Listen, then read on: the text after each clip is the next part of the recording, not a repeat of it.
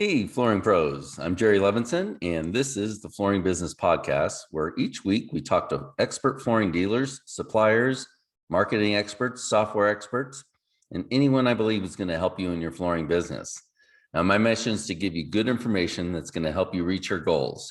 If you're just starting your business out, or you're trying to reach 5 million in sales or more, or you're ready to sell your business, you're going to find useful information that's going to help you reach your goals and profit now in the flooring industry.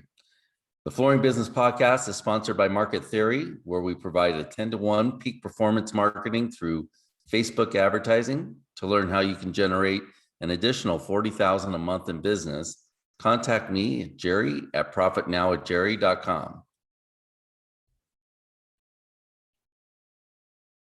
All right, so this week I've got Matt Garcia from Craftsman Hardwood Flooring in San Angelo, Texas. And we were talking online on the Facebook group about installers. We got into this conversation about spindles, and somebody thought I was being a little bit condescending to them because I was asking questions. We had a member that was anonymous that was wanting to know if they should pay the installer more, and kind of felt like the installer was paying them hostage. And everyone's like, well, yeah, you pay a little bit more, but not that much. And I kept asking these questions about it because I truly didn't understand. And it really, that's one of the reasons that I wanted you on the show, is because I think that that's common, that there's a lot of guys like me who own a flooring business who don't understand that how much work it takes to do something like a spindle. And you shared a few videos with me and I watched them all, and the whole video, and I was really impressed with how much additional work it did take. So, well, welcome, Matt, to the I love the podcast. Yeah. So, but we were just talking a little shop before this, and I wanted to get this on tape. But before we get into that, give us a little background about you, how long you've been in business, and maybe where you came from on the installation side, kind of your unique sense about the installers. Yeah, definitely. I'm a third generation flooring professional. Started off on the install side. Vast majority of my career is on the install side. My dad taught me everything I knew, so I basically grew up in the trade on the job sites as a teenager. My grandfather moved to Colorado and was doing unfinished solid hardwood floors there. And so on the summers, I'd go spend the summer there, and he would wake me up at 6 o'clock in the morning and say, hey, you're coming to work. You're not staying here for free. He didn't overwork me, but he definitely let me know, I got to earn my keep. And so I would go, as a, 14-year-old would be nailing up solid hardwood floors, which is definitely teaches you character. But, it really honestly captivated me because I was out of California originally, and, just doing, kind of, at that point we were doing lots of sheet vinyls and a little bit of pre-finished wood flooring and stuff. And so that, that really captivated me, seeing that side of the sand and finish. But I kind of started off not sure, how I was going to go with it, but I really developed a love for the craft. I mean, I'm one of those guys that I truly love getting down on the floors and working. Doing the installations, but the last couple of years I've transitioned into retail, and so I've always been business minded, entrepreneurial. I really wanted to, whenever I've set up for probably 15 stores over the years. I stayed loyal to one for big periods of time, but obviously I fill up my time with other companies and things like that. So I feel like I really got a good perspective. And when I started up my retail shop, I really wanted to study and figure out a better way of doing things, something that's more fair to the installers. But, installers are notorious for not knowing their numbers. And I was one of those guys, your trainings have helped me a ton learning how to pay on commission and all that kind of stuff. So I really do have a deep desire to try to merge those two worlds together, because I feel like there is a disconnect, but I don't think it needs to be. I think it could be a total win-win situation for everyone. Yeah, absolutely. We'll get into that more too. I want to ask you a little bit more about your business. So how long have you had your business now? The retail side, or just Yeah, the retail side. retail side. So we're going on our second year now. And for you personally, are you completely off your knees other than maybe fixing something here and there, or are you still doing some of the installs?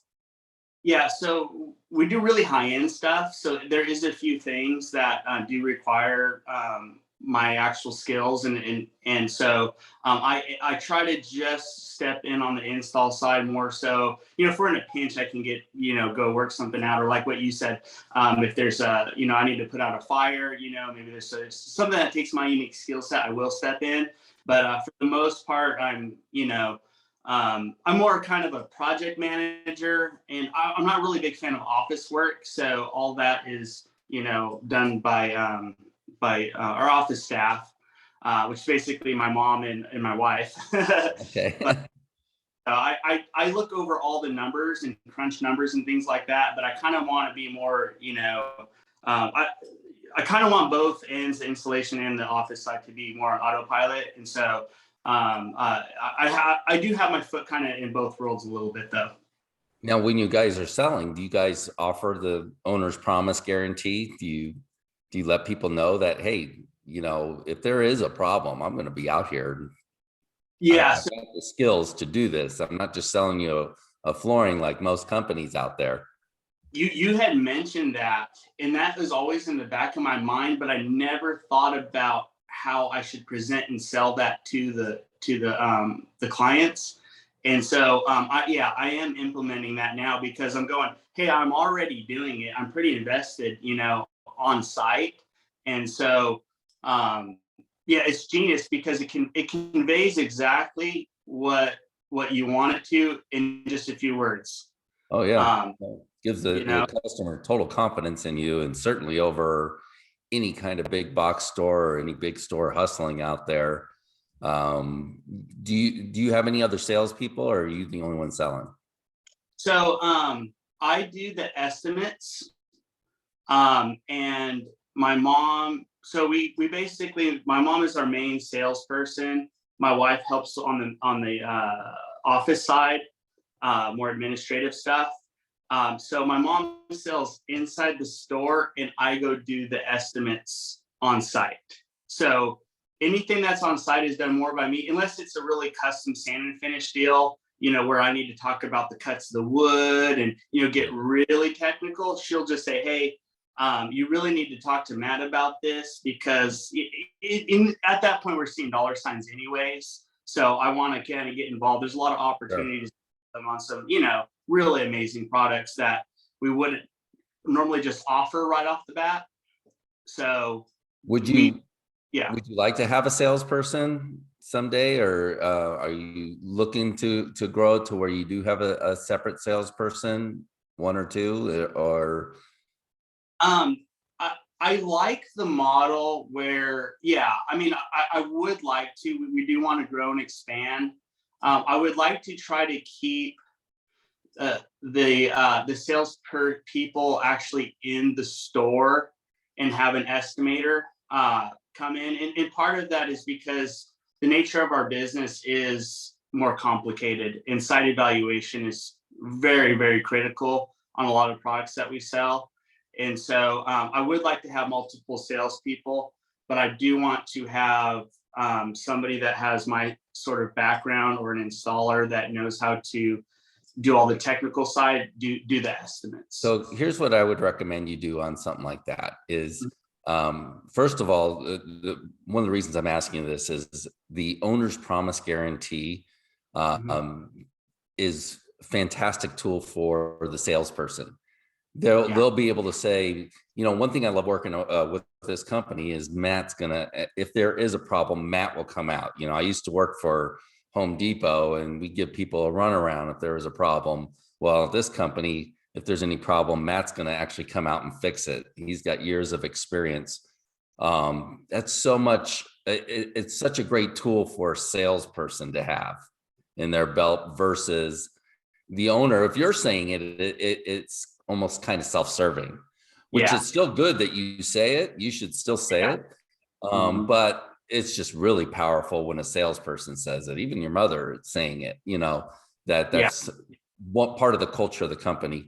And then furthermore, a model I would think about using is having the salesperson go to the home, giving the estimate in the home, because there's a big part of that estimate that they're missing out on by not going to the home. And that's decorating. That's getting excited about it and showing colors and styles and all that. And then the estimator, I would only send him out when the job's sold. So they're not going out. And if that's you, that's great, because now you're not going out on a job unless you're absolutely making money on it. If you're the salesperson, that's different. But, we want our salespeople, if the salesperson has a closing rate of say 50%, well, there's half the customers you're not having to drive around and go see. That your time is so valuable because you're just going out on the jobs that you're at 100%, you're making money on it. I used to do that with window coverings. I do a check measure, but I only did a check measure on jobs we sold. So the salespeople knew they can go around, they could do a quick measurement, they can give the estimate. And if they sold the job, great. The owner, Jerry, is going to come out and give you a check measure. And we had that owner's promise guarantee. So we knew things were going to fit right because I did installations and I knew what I was doing when it came to measuring and all that. Great story to sell. So sell that customer on that too. So yeah, Matt's going to come out here, or whoever you have doing the site survey is going to come out here, make sure everything goes right. So, that's a big problem in the flooring industry, is a lot of people don't have all the materials on day one, which is something else we're going to discuss when it comes to installation. The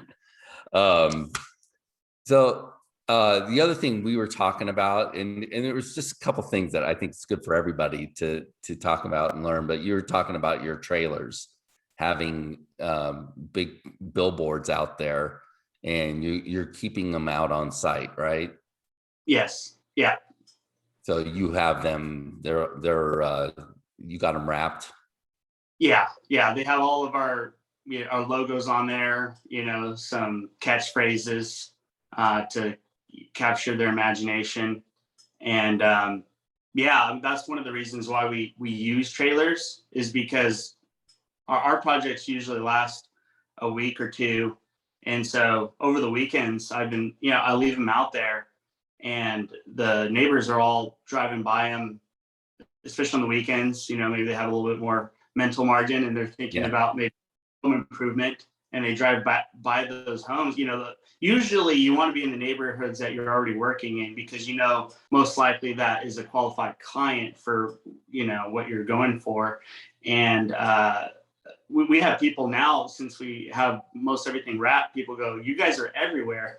And we're really not a huge company, but they think that we're massive because they see us all the time, especially if we're working in the same neighborhoods. Yeah, that's incredible too, after just 2 years. So I love hearing that.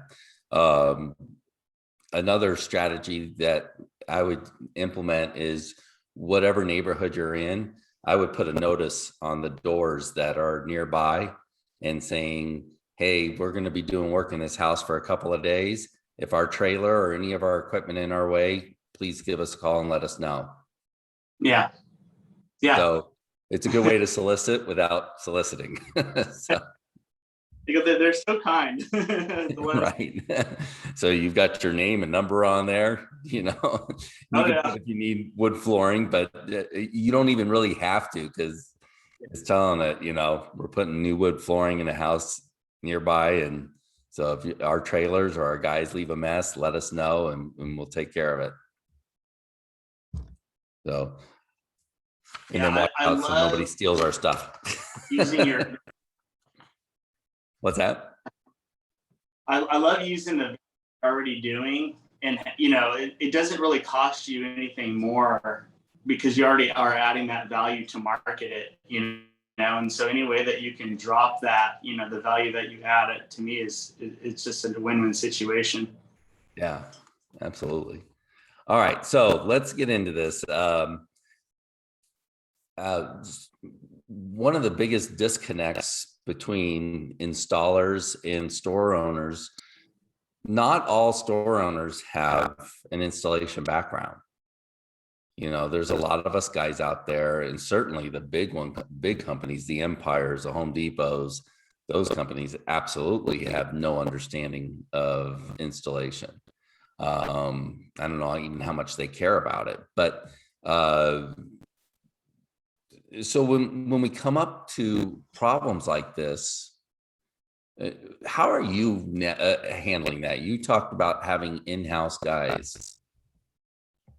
So what has been some of your solution to handling this relationship?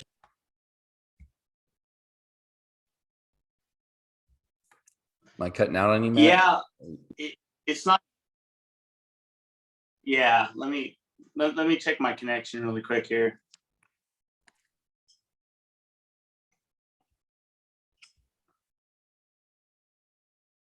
Is it working pretty? Is the connection better? Yeah, that's better. Okay, I didn't change anything, but who knows? Internet these days.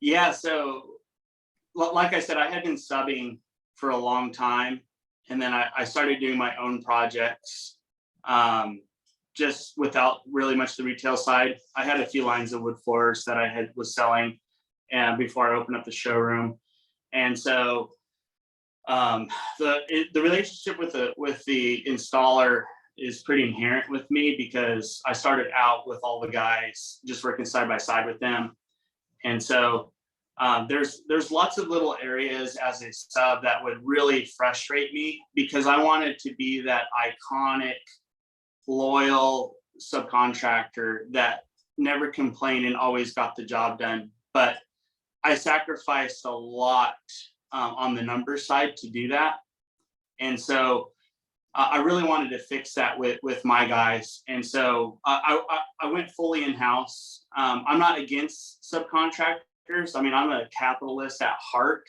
I love productivity, efficiency, all those things, and I feel like you do give some of that up with an in-house crew, but you can gain a lot of marketing advantages. I feel you can gain a lot of control over the quality doing it that way. And you can still incentivize your installers many different ways. There's still all kinds of productivity with incentives that you can do.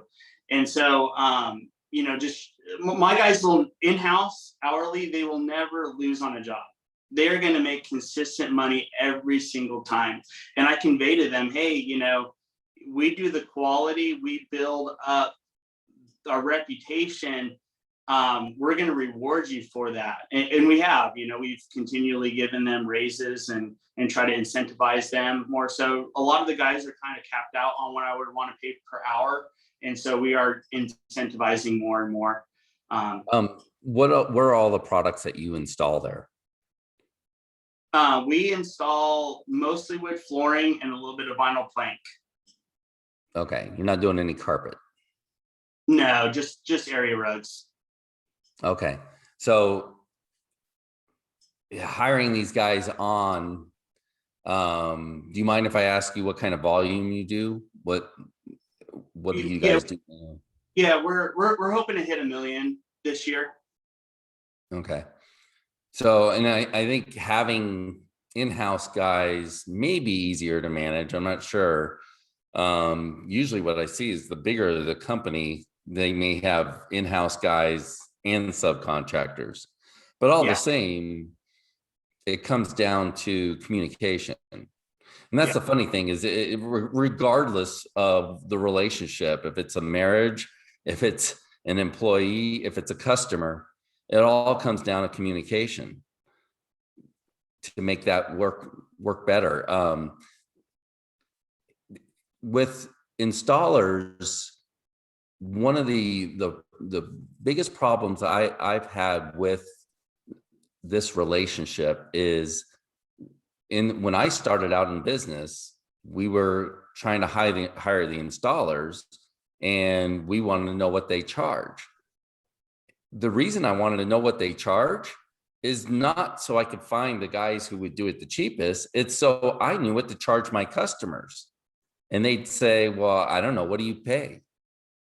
And I was really brand new at the business. I had no idea what to pay, and that was just so odd to me to be asked, what do I pay?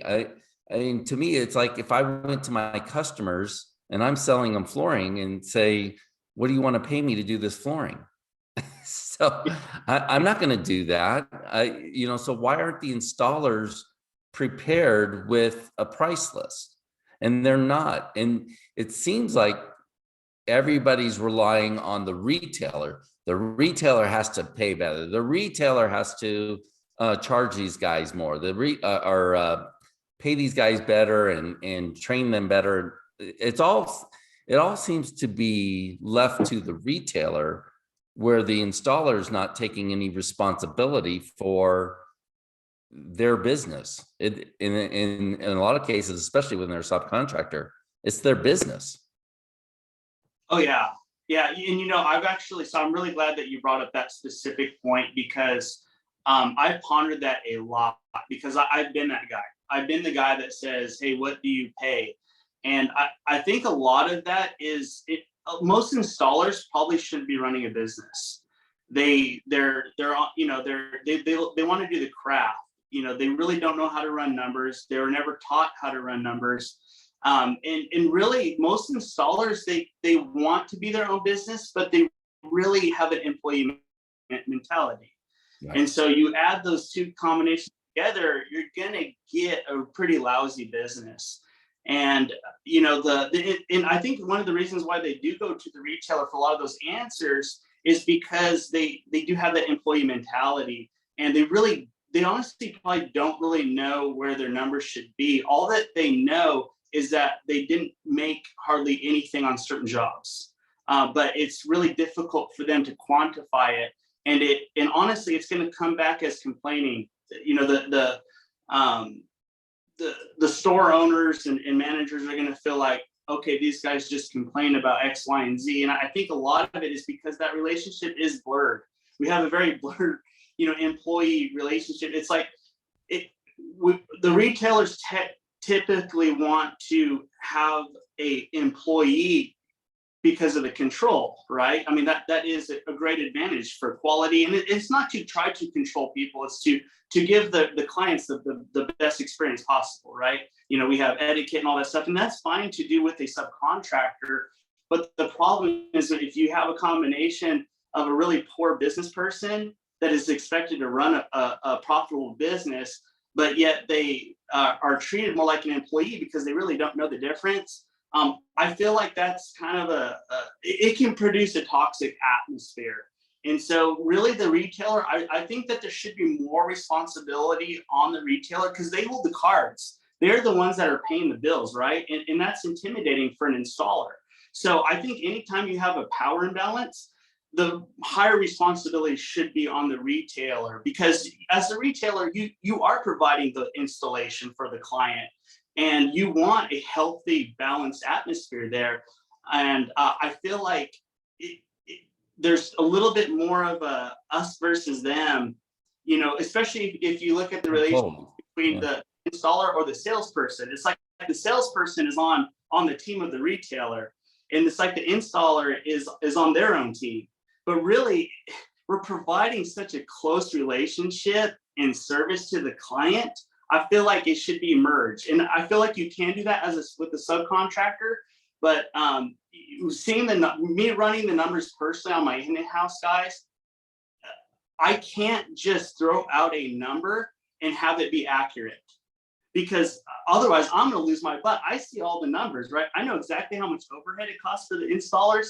I know exactly how much time it's going to have, because we run reports on all of that. If you have a subcontractor, there's no way you can run the reports on how much it actually take for them to do that project. And I'll take an example with the spindles. So the videos that I showed you, actually, Forest by Southern Voice, he does YouTube videos. And the project that I showed you with the chevron carpet with the Berber, Yeah. it took him 3 days to do it, partly because he spent over half of a day just pulling old staples out. And he got paid. So I asked him for permission. Hey, how did this work out for you? You just finished it, because he had made a post about saying, well, it took me 3 days to do this, to do this staircase. And he's proficient. I trust this guy. He maybe isn't the fastest guy at it, but he's proficient and he knows what he's doing. He's doing it right. It took him 3 days to do it. And he's not trying to slack. He got paid. He told me that I could share this. He got paid like around $550 to do a 3-day job. Right. And he's not back charging the flooring store for it, right? He's just saying, hey, I'm going to learn from this and not let this happen to me again. But you see, he's a great sub. To me, it's like, man, the craftsmanship, like he nailed it. The craftsmanship and everything. It's like there shouldn't be that big of a disconnect there. All right. So one of the things you said early on is there's a lot of installers that just shouldn't be in business. And I would preface that by saying there's a lot of installers that should learn how to be in business. Yeah. Sure. And in the case of the Southern boy, what's his name? Ruben. So in the case of Ruben, it's not that he should never take that again, but he should educate the store on what it takes to do that. And this is the problem I had with the engagement in that post that we were reading. To me, a good installer is not somebody that just does the work well, but it's somebody that understands the business side of it and would know to go to the store owner and say, hey, I realize you might not understand how much this takes. This job's going to take this long to do. So to be fair, I would really need this kind of pay to do it right. What can we do here? Because the store really didn't know, because had they known, they probably would have charged the customer accordingly. Yeah. And so we want everybody to win in this situation. But there's no reason that the customer shouldn't be paying that difference. But in order for the customer to pay that difference, we'd have to know as the store. And what happens is everybody just gets angry with each other rather than having that good communication or that relationship to say, hey, we need to figure this out. And we were talking a little bit about whose responsibility is it? Is it the installer's responsibility, or is it the store owner's responsibility? I'd say it was the installer's responsibility and the store owner's opportunity.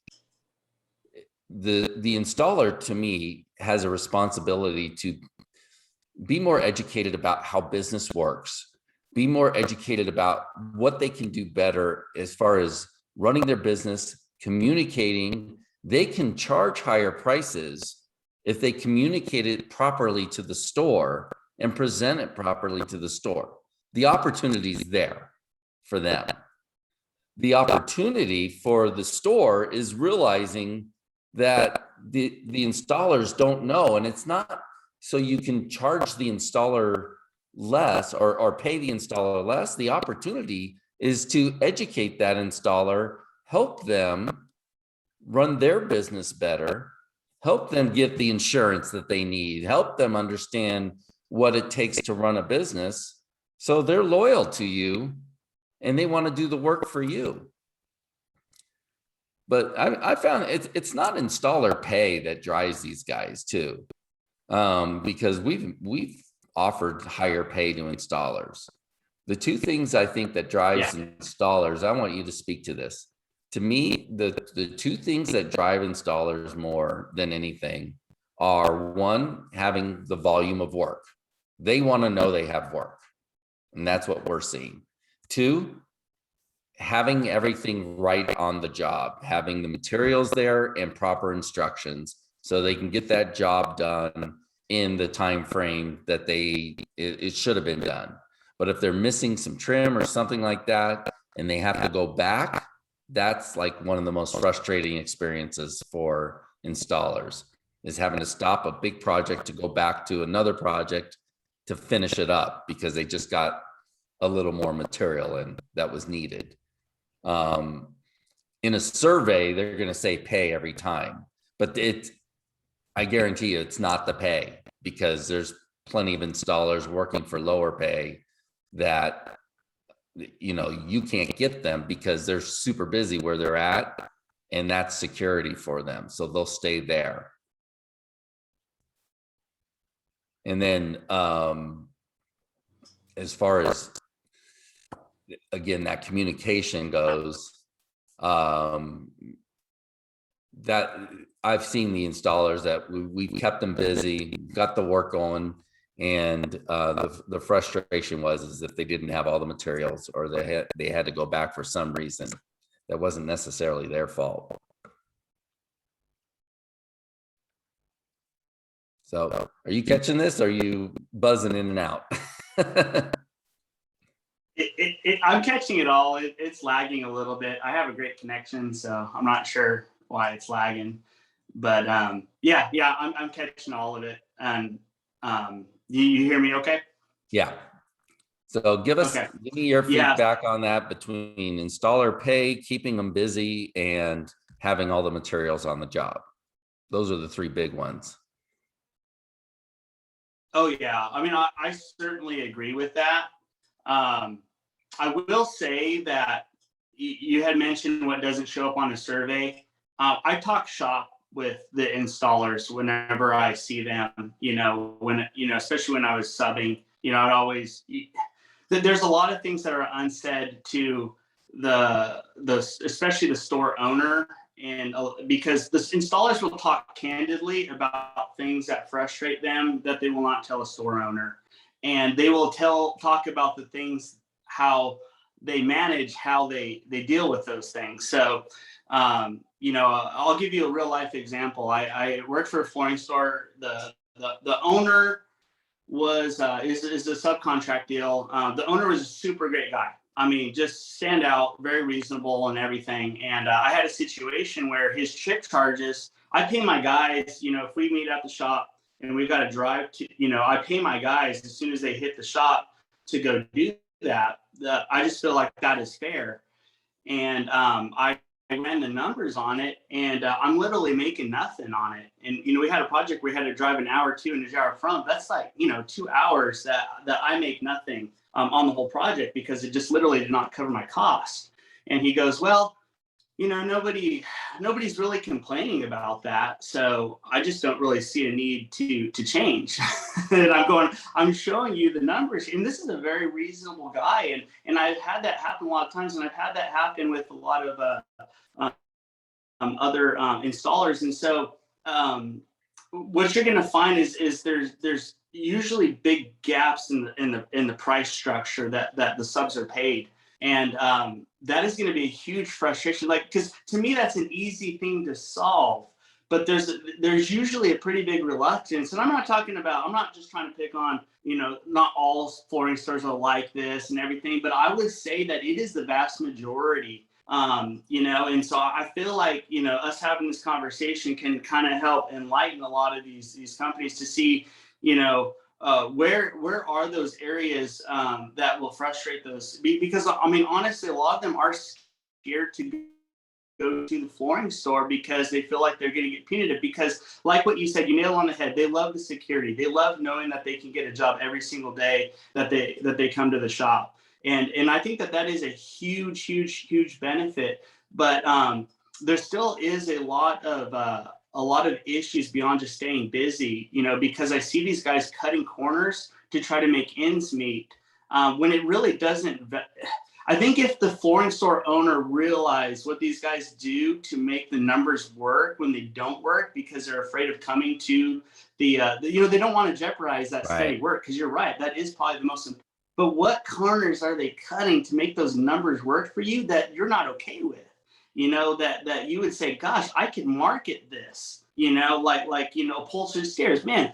shoot, I might be able to get, way more money if I explain to the customer what it takes to do a quality job, or even the prep. A lot of installers will short on the prep and not give a really quality job because they're afraid of coming back and asking for more. And so I think a lot of those things are completely unnecessary, but it honestly isn't going to happen unless the retailer has an open dialogue about those types of things. Because I feel like it is a much bigger, I'm on the installer forums, and I see, it's a very, very common thread. I mean, you can nail it down to, a few things that really, I feel like are unnecessary, that take away from the quality of the job and the pay of the installer.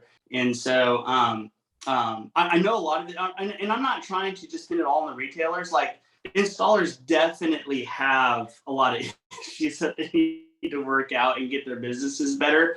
But I feel like it is going to be equally on the responsibility of the retailer and the installer to merge those two roles together, just because I don't really feel like we're going to see a lot of traction industry wide. Like, I want to see, flooring installers at the same level as electricians and HVAC people, and even plumbers have outpaced the respectability of flooring people. Plumbers a lot more respect for their craft nowadays than flooring installers do. And I'm like, that's a shame, because there is so much artistic craftsmanship that goes into flooring.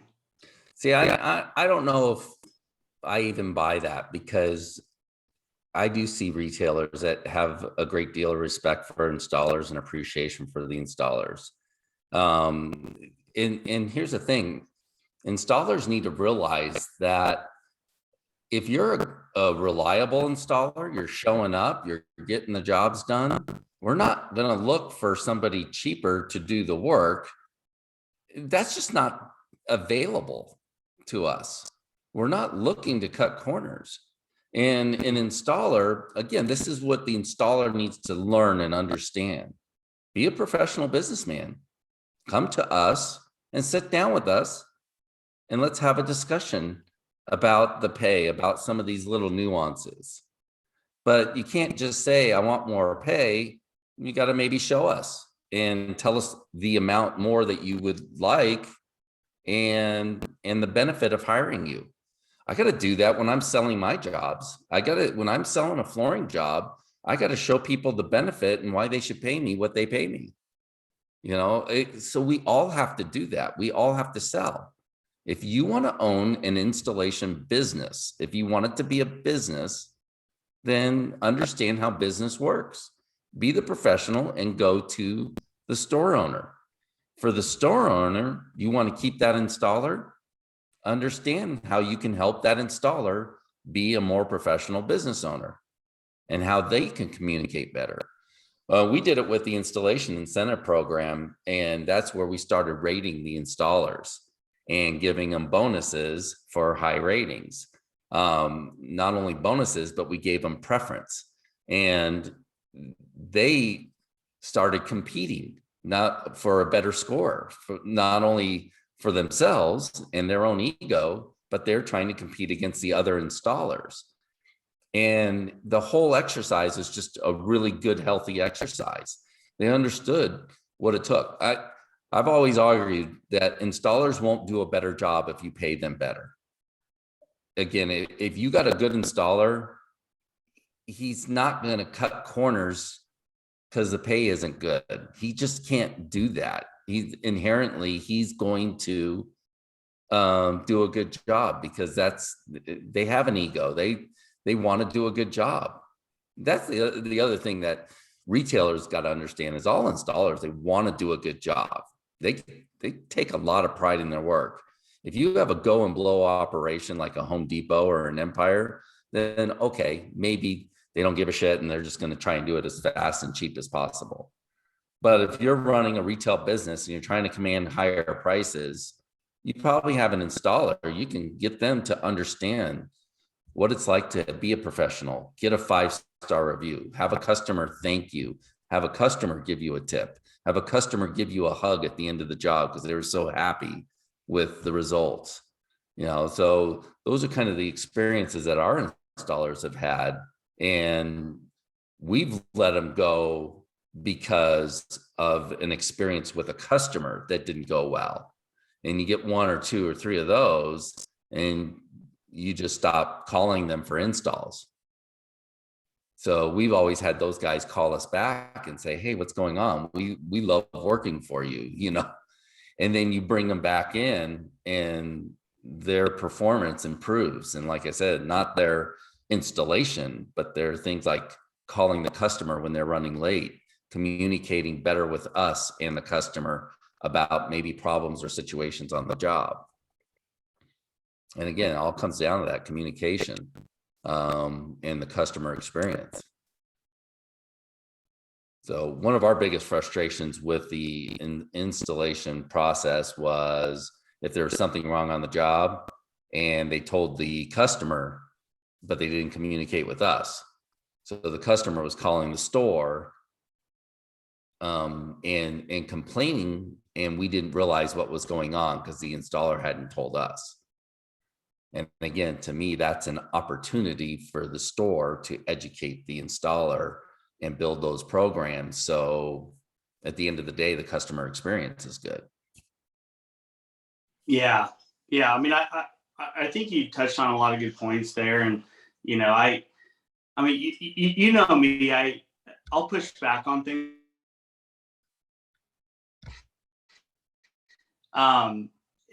I feel, you know, what you're saying is, it's like, I can totally get on board with it, but I think that there is some missing elements about the installer side. And the reason I say that is because I have experienced so many different flooring stores, you know, from California to Texas, and I could see that disconnect happening across the board.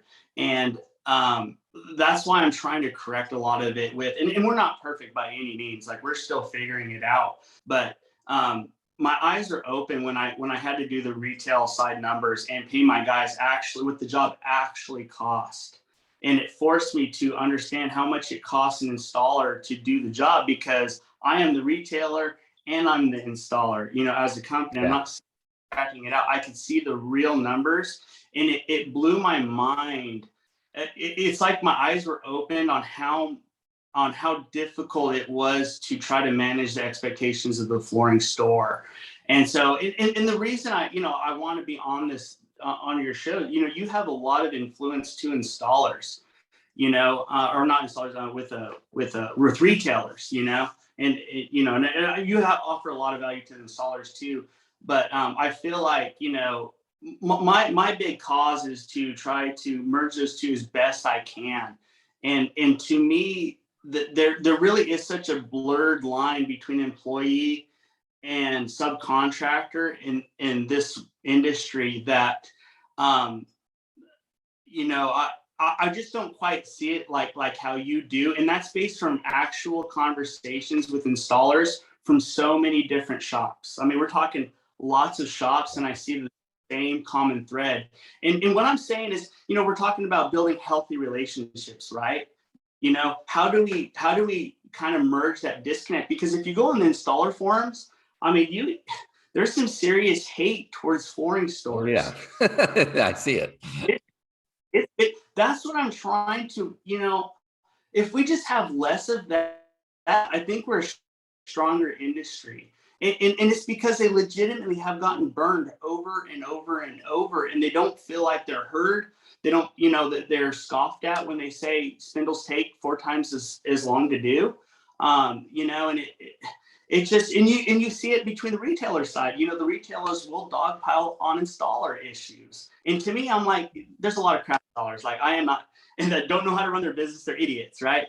But at the same time, it's like, let's build this up. Like, I do like you're a problem solver. You know, you don't look at it, oh, it's just complaints. It's like, hey, let's come together and merge it. So I would really love to see your attitude towards trying to make it work for everybody, because it's like what you said, you're a marketer. You know how to sell that value. Yeah. You know, if those dollars kill it every time, man, you can market the hell out of that, because how many companies can really say that they can, you know, provide that level of service, you know? So it's like what I said. I mean, I know I'm pushing back and everything, but it's really like, I value what you have, but I also see that there is a big disconnect. I won't say that it's all the responsibility of the installers, but I would really love to see a lot of that toxicity get deflated. I know it's never going to go away completely, but I feel like there's more than necessary, and that's just from my experience. Lots of different stores, even in different states. Well, I'll tell you what's the responsibility of the installer. The responsibility of the installer is to improve their own lives. If you don't like your situation, then you need to learn and understand how to improve your situation. So I'll tell the installers exactly. I did a video or webinar on this, probably 30 minutes long, that showed the installer exactly what I would do if I was in the installation business. So, first of all, I would create my price sheet and create my process and show the retailer why they should hire me and what those benefits are of not only getting a good installer, but earning more 5-star reviews, getting more repeat and referral business from that same customer. So you will absolutely, it's going to benefit you to hire me as the installer. Second thing I would do is I wouldn't accept that you're the only store in town. And this is the thing that frustrates me the most about installers who complain about the pay. My question to them is, how many stores have you called in your town to see if they have work and if they pay better? Mostly none. Yeah. So, dude, make an effort. Don't complain about the pay. Make an effort to get better pay by improving your skills as a business person and by calling on other stores. Don't accept the conditions. Or if you want to go independent, there's a lot of independent guys out there who are getting 2 and 3 times the amount of money. If you want to do that, you're going to have to learn how to get your business. You're going to have to learn how to get your own business. There are stores who don't want to do installs. They just want to sell material only. So you can call on those stores and say, here, can you give out my information? Here's my installation process. Can you give that to customers? Show that store that if I refer you as an installer, your customer is going to come back and thank you for referring me, because they're going to get a fabulous installation done. Yeah. Well, I have a question for you then. So in your opinion, the install is going to affect, I think in big part, the overall experience that the consumer is going to get, right? I mean, if it doesn't get installed well, they're going to be less likely to want to come back. And, I mean, there's a lot of repercussions, right? So it is in the best interest for the homeowner to have a good quality experience with the installer. So what can the stores do to try to enhance that relationship? I mean, I understand what you're saying about, the installer incentive program and all that in the communication, but that really is not happening that much. Okay. Like I understand an example, but a retailer do, because what you're saying is just, it's really not happening out in the wild. Like I understand that you exactly right that you're dealing with, but it's really not happening out in the wild. So I mean, what can be done to make that better? I've always said one is problems or opportunities. And like I said, to me, this issue is the installer's responsibility and the retailer's opportunity. For a retailer, they need to understand what's going on. And for a retailer, what they do is they implement programs like the installation incentive program that we implemented. You bring the installers in, you talk to them about being professional, you give them shirts, you help them out with tools, you understand better what's going on. And this is the big problem with installers, is that, and we saw this on that forum with the question that was being asked. The guy told me, oh, Jerry, give it up. He was frustrated with me because he thought I was challenging him, but I truly didn't understand the extra work it took to do carpet around the spindle until you shared the video with me. But that's the installer's attitude. They think that us as retailers know, and we don't know. There's a Yeah. lot of us that aren't knowledgeable about how difficult or the additional work it takes. The only ones that know were the ones that came from the installation background. They seem to have a better appreciation for the installers. So installers have to realize that store owners don't know. But to get to your question, it's a fantastic opportunity to know that the installers out there are frustrated. They're frustrated with the pay and the process and all that. It's your opportunity to bring these guys in and to have them.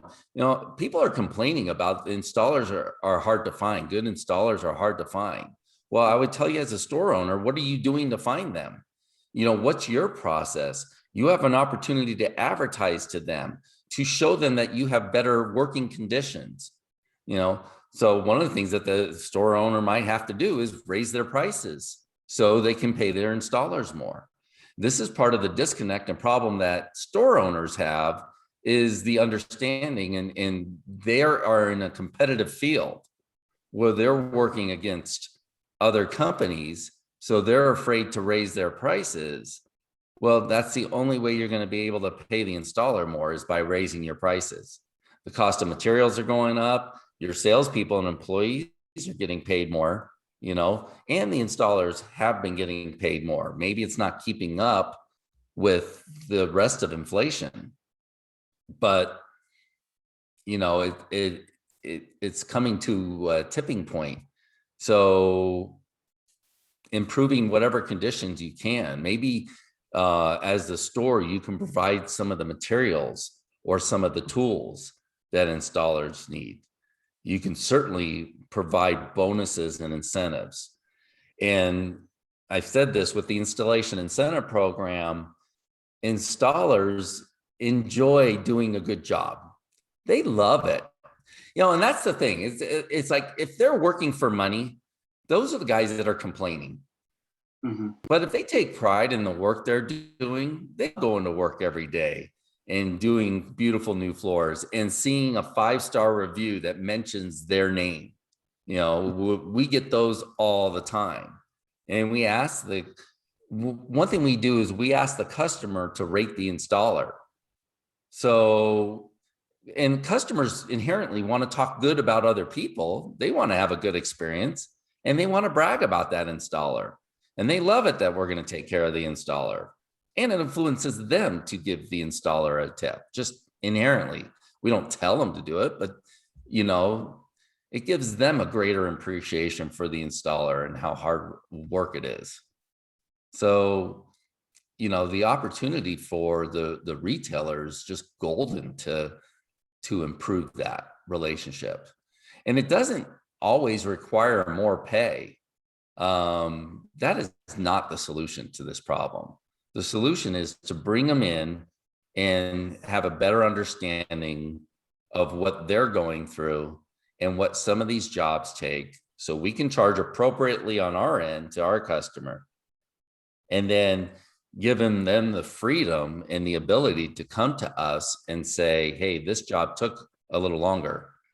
Can we do something about the pay? Well, maybe I can on this job, but maybe I can on another job that I'll give you.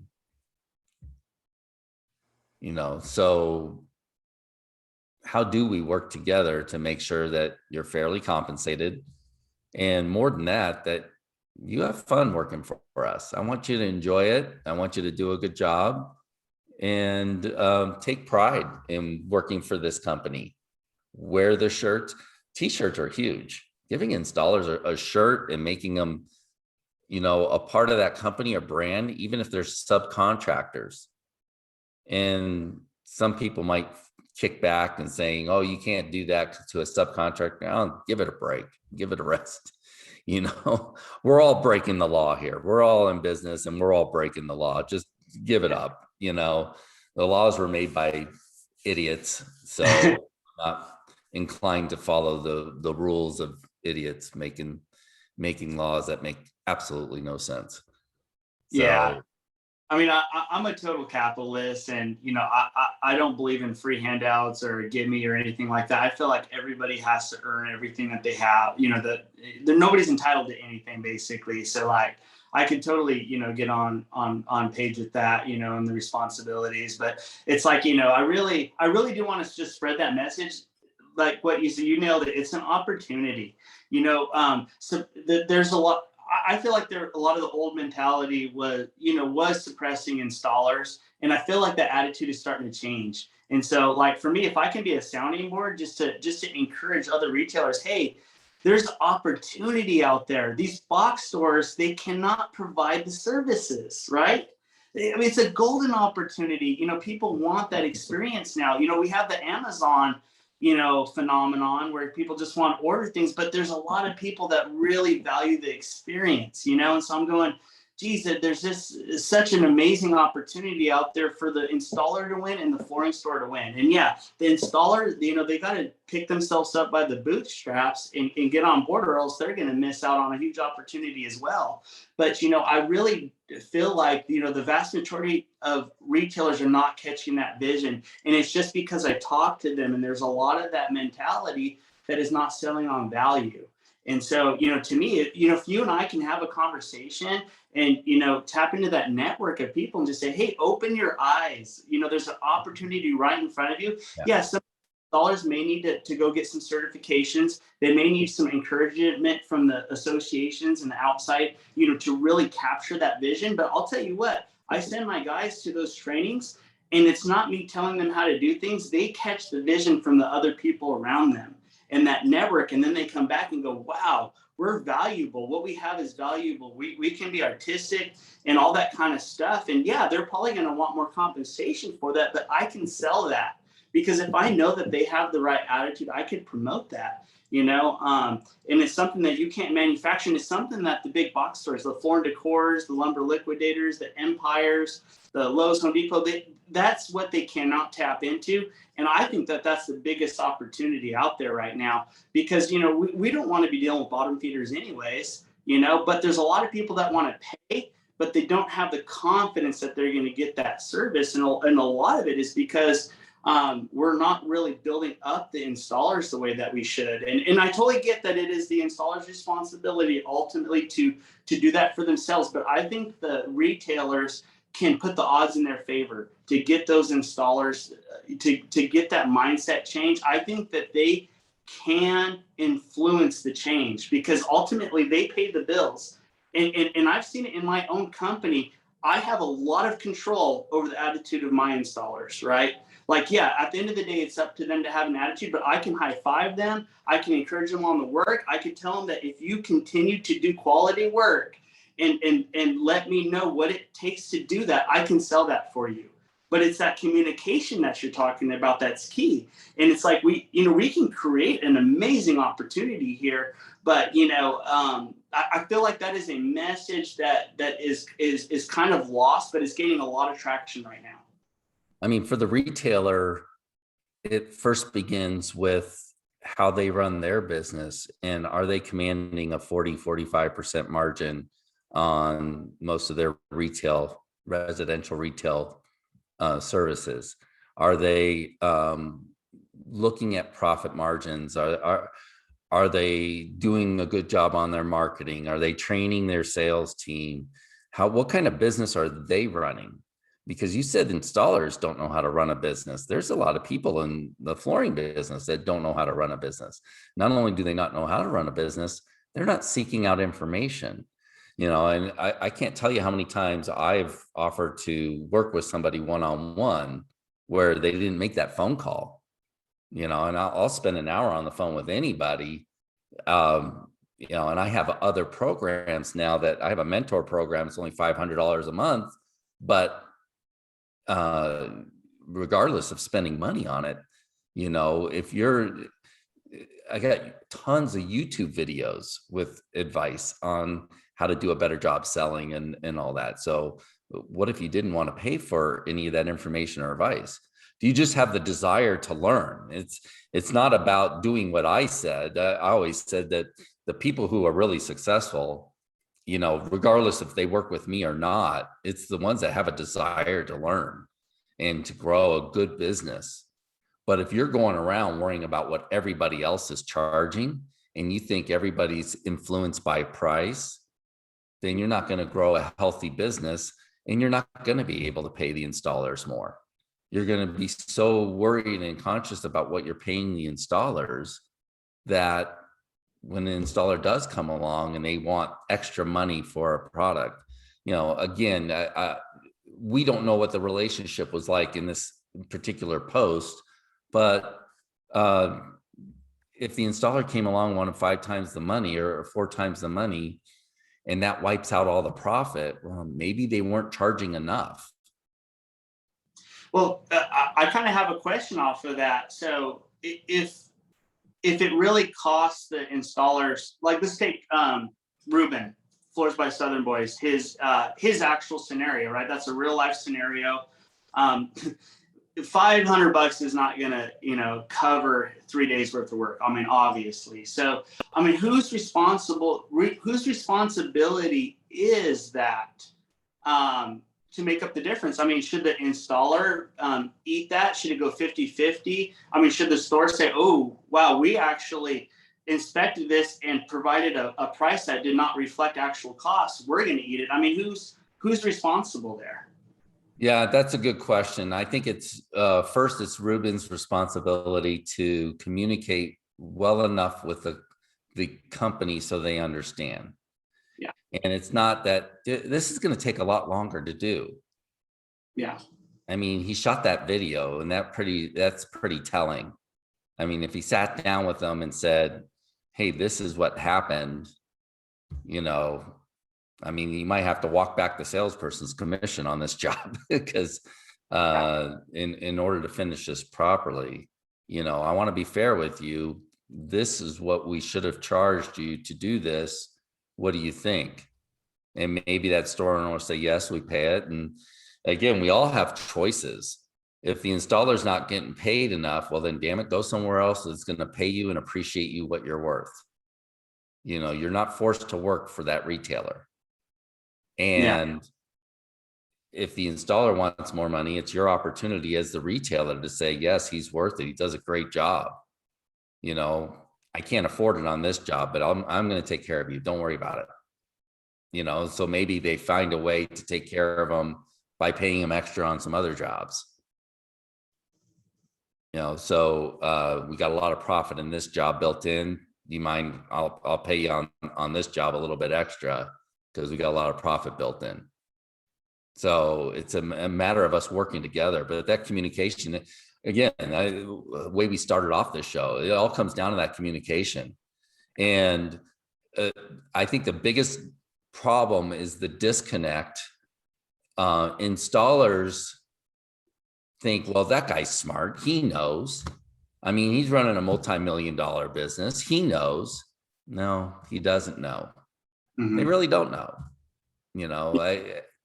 I had no clue what it's a $5 million a year business. I had no clue what it takes. And this is the other thing that you got to understand is how many staircases have spindles that we run across. Yeah. Not a lot. I know one job I sold that had spindles, and I charged extra for it. I don't know now if I charged enough extra, but I built in a good amount for that job.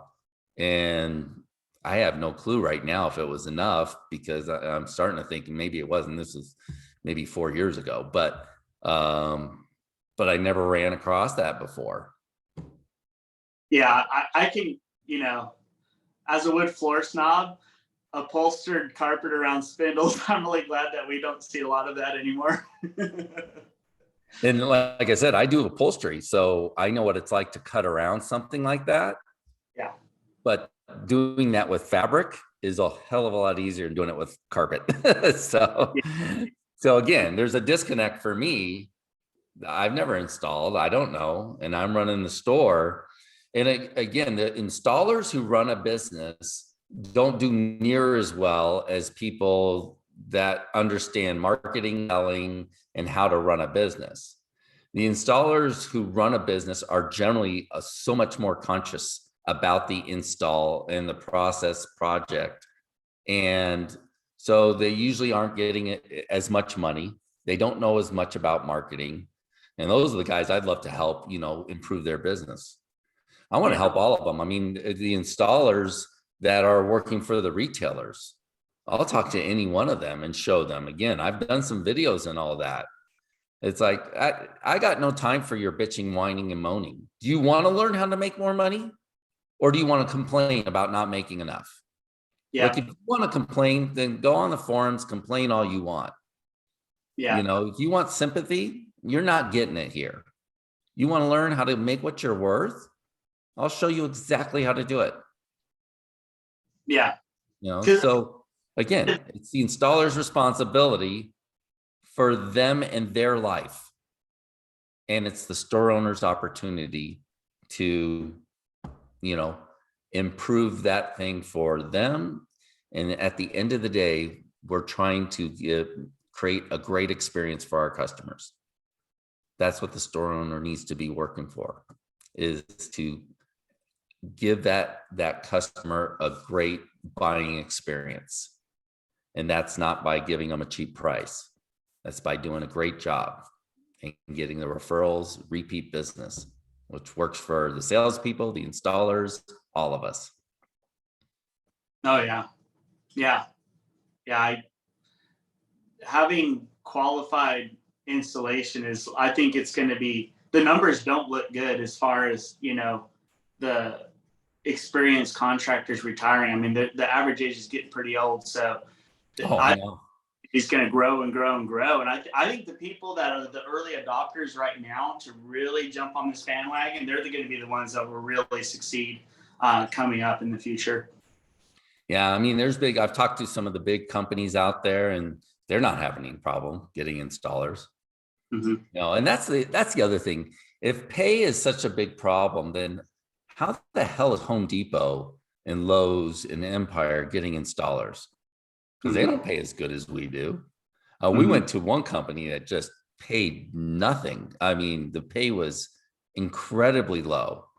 Trying to get those installers to come work for us, and they're like, "No, we got plenty of work here. We don't want to leave." Really? Yeah. I'm sorry. And what I mean, what do you do with that? Are you accepting that the installers care about pay more than anything? I don't think they do. I think they care.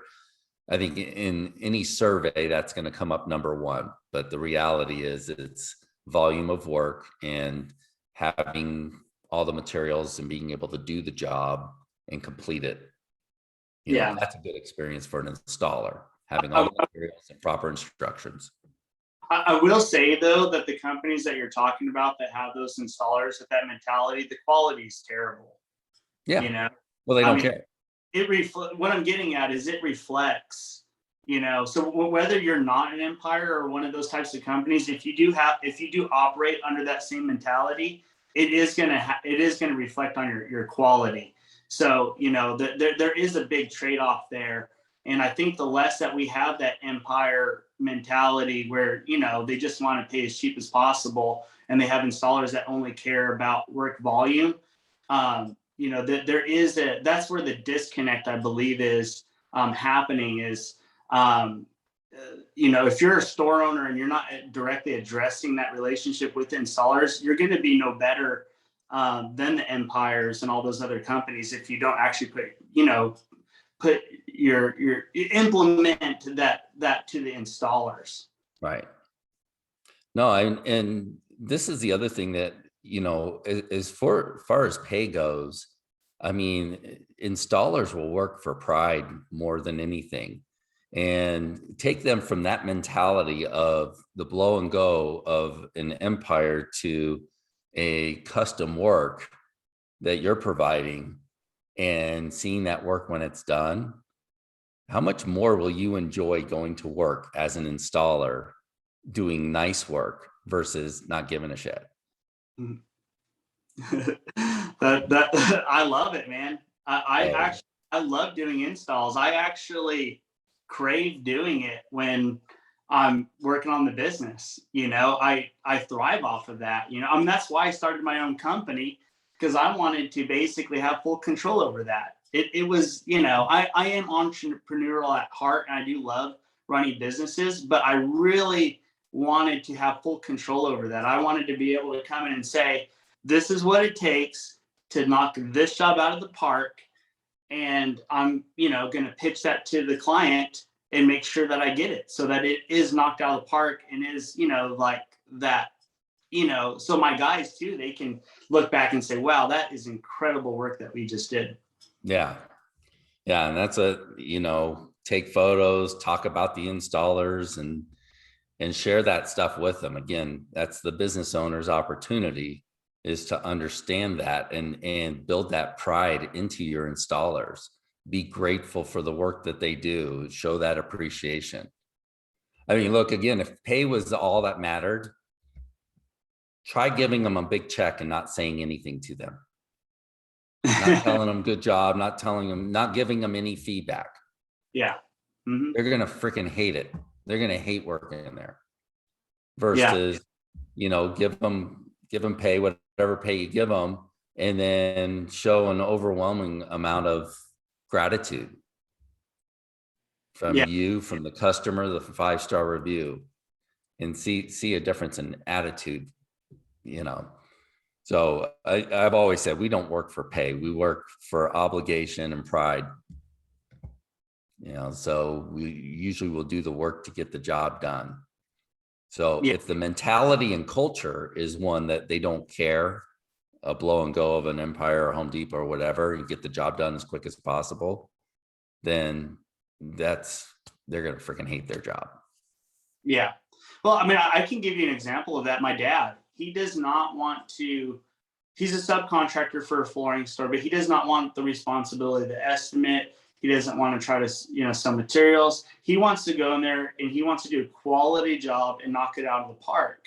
But, pay does have a factor. It's like what you said, he's a person of pride and respect, right? So that's number one. That is a baseline that has to be there.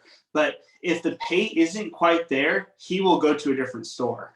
So, I think that what you're saying is the respect and volume of work and all of that and appreciation, like that is like a basic level to keep a good installer. But at the end of the day, he has jumped flooring stores because they did not keep up with the rising costs of things, and he found another company that did. So I think that pay is, if you have that installer that is going to be loyal, knock it out of the park every time, that there is a level, because I've seen it firsthand. I've had to do it too. I've had to jump ship where I had to shop, subcontracting gigs with flooring stores, and they lost a good installer because they didn't hear me out on what I needed to get paid more for. And I never asked for, way beyond like going rates or anything. I would honestly be happy with a lot of the footage rates, but it was all the odds and ends that I'm like, you guys are killing me on furniture, trip charges, toilets, callbacks. I mean, you know what I mean? Where you guys don't like order trims and all that kind of stuff. And I would jump ship, So let me ask you that. How did you present that information to the store? What I would do is I basically say, hey, it costs me this much to do this, and I just cannot work for those rates. It's too low. And they, if they continually did nothing about it, then I'm shopping. Like I'm talking to other installers, hearing what their rates are, what their experience is like, and then I move it. Like, that's why I said, I've stayed with companies for 8 years at a time. But I would, if they got too comfortable in the relationship and they took it for granted that I'm just going to not get paid what it is worth, then I'm jumping ship. I'm going to a different company. But you're talking to them first, right? Oh yeah. Giving them the opportunity to pay you additional. And how many times did you jump ship and they called you to see if you would come back? Oh, they always do. And again, this is the opportunity that the stores have and the installers. If you don't like the conditions, you went somewhere else. But many installers don't do that. They stay with that company and continue to complain about it. Well, there are other stores in that town. So if you don't like what somebody's paying you and you think you're worth more, well, then go out and get what you're worth. Yeah. which you did, your father did. That's exactly how. That's our free market. We don't have to work for that store. So, Yeah. and the stores that are complaining about not being able to find a good installers, maybe they don't understand that. Maybe they are the ones that aren't raising the pay to compensate for these things that are going up. And right now, everybody's facing double the gas price, that we were paying 2 years ago. So going out to somebody's home is costing you so much more money now. Hmm. But then Yeah. our prices on the retail end have to keep up with that. All right. So let me wrap this thing up. Thanks for coming on the show. This is a good one. So I am going to share it in some of the installer forums just to piss them off. So Yeah. Well, you'll see we my got, introduction, and my introduction will probably piss them off. If I say the word Tuesday, it'll probably piss them off. So hey, I'll share it too. Hey, this is the thing. The installers need to understand the retailers end too. I mean, I got my foot in both ends, and I can see the disconnect on both sides. Installers definitely need to, and I think that's why it's good for us to have these conversations. I mean, I don't just right off the bat agree with you. You right off the bat don't agree with me. But we're merging. We're trying to find solutions here, and I think if we could spread that message to the retailers and the installers as well. I mean, I care about our industry as a whole. It's like what you said. I'm not doing this just for a paycheck or whatever. Like, I really care about our industry. I want my kids to be in this industry, right? And I've seen other industries change for the better. And man, I mean, mechanics are getting, well over $100 an hour now. I mean, they can command those prices. 30, 40 years ago, mechanics are making poverty wages a lot of times, and I've actually looked at some case studies of trades that brought themselves up with professionalism and some, cooperation with other industries. And over time, it's amazing what can happen. I would challenge you to do this though. Yeah. Go to, if you can get on the forums for plumbers or electricians, Hmm. I bet you'll see the same conversations that we're having Yeah. from the But end users who are great, complaining about not getting enough pay. they're commanding a lot better than what floor installers get.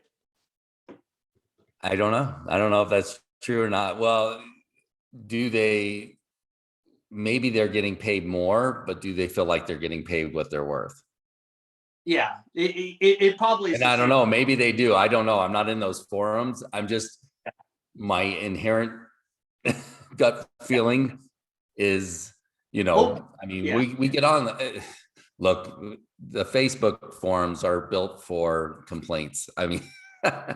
if you got something really good to say, the thread is going nowhere. If you have something negative to say, that thing's going to blow up. So That is true. I mean, I'm on par with you. My main point is if you look at case studies about what industries have done to bring up, like service trades and things like that, there's some examples of it, and you could really track that that their pay outpace inflation, and that is just not necessarily happening with flooring, but I think it could. no. I don't have I all the know answers. our top installer is making well over 100,000 a year, and he goes to take his kids to Disneyland. We give him tickets for all the for him and his family, and show the love because he's the top installer. I mean, he does an amazing job. Yeah, yeah, that's great. Yeah, So it's a great relationship. And recently there was a blow up over not paying enough for something, and we had to have a come to Moses meeting because we're Jewish, yeah, and say, look, dude, just come to us, man. You know how we've always taken care of you. So, and even my son had the wisdom to say, he blew up. So what? Everybody's allowed to have a heated moment. yeah, And so, if you're the retailer, understand that installers, all employees, all installers, everybody's going to have their moment. Let them have their moment and get back to it. And let's try to talk it through, understand each other, and get past whatever that moment was. And there might be other things going on in their lives that we don't know about. Marriage could be in trouble, whatever, problems with kids, ex-wife, whatever. Oh yeah. So, it's all a matter of communication and understanding each other better, Yeah. and Yeah. then get No, back to work.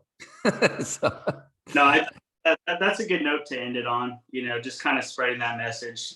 Both sides need to be observant and capitalize on the opportunity. They're not focused on the problems. yeah, absolutely. All right, Mike. Well, let me wrap it up. Thanks for coming on the show. And then thank you guys for joining the Flooring Business Podcast. If you'd like to have a strategist to help you in your flooring business, contact me for Flooring BS. Doesn't stand for BS, it stands for Business Systems. So you can contact me at jerry@profitnowatjerry.com for more information. That program is $500 a month, and we have a monthly mastermind meeting where we go over your goals and just keep pushing your business forward. So with that said, you guys have a great, profitable week.